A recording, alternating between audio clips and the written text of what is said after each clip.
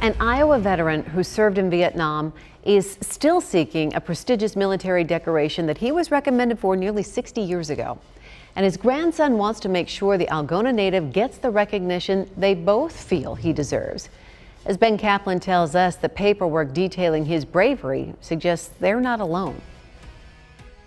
That was the Arrowwood clan years ago. Yep. Pictures can capture a family's bond. Decisions can define it. Like when Luke Arrowwood decided to go to college in Mason City. My grandma was telling me when she was still around was that it was kind of like a God's blessing that I ended up going to Nyack, because that's when she kind of got diagnosed with cancer the first time around. And to come back the year after she passed. It was really beneficial for both of us. Luke is by his grandfather's side again, this time because of a decision the Arrowwoods believe wasn't made 6 decades ago. Back then, the draft was still in place, and in Algona, they could tell you almost how many days it was going to be before you would get the letter that you were going to be drafted. So instead of waiting for the inevitable, Greg Arrowwood enlisted. There's you kind of sitting on the hill. That's probably one of my favorite ones. He loved to fly and wound up as crew chief on the Old Prophet.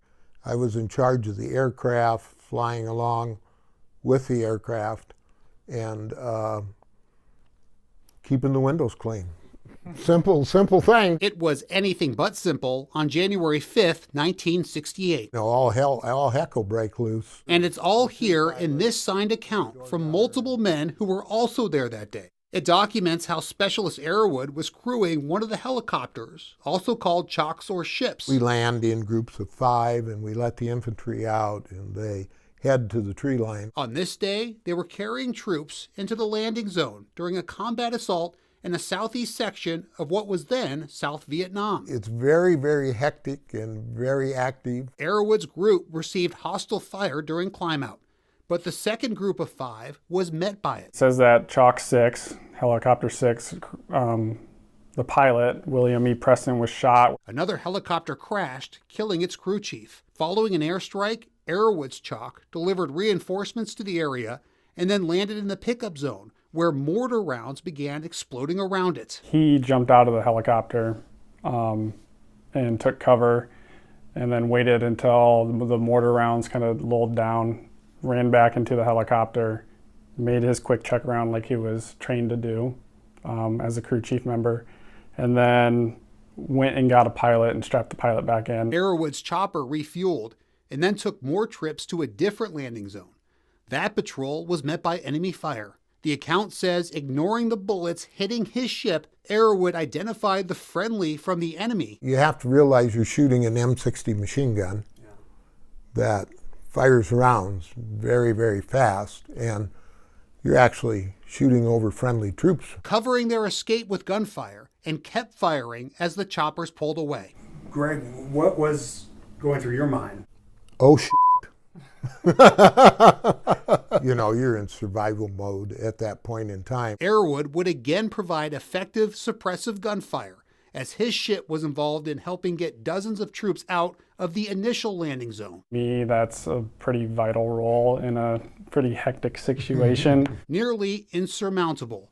The superiors who signed off on this account agreed, because it recommended him for the Distinguished Flying Cross, which is awarded for heroism or extraordinary achievement in aerial flight. However, those initial stages are as far as the recommendation ever got. There's no approval or disapproval followed by a signature or date. 57 years later, why it was overlooked is still a mystery Arrowwood has spent decades trying to solve. At least Luke's been able to get a hold of people. Years ago, you would call and you'd just be put on hold. My theory is that it just got missed. And being that it's 57 years later, trying to find the evidence for it is going to be very challenging. Luke is doing everything he can. His research shows the 2 witnesses to Greg's actions that day, both on his helicopter, received the Distinguished Flying Cross. And this paperwork listing the personnel involved in action that day shows all 4, including the gunner, were at least recommended for it. Luke says his grandfather was the only one who didn't receive it. He's the only one still alive today. I guess the times when I've actually thought about it and stuff, I just figure that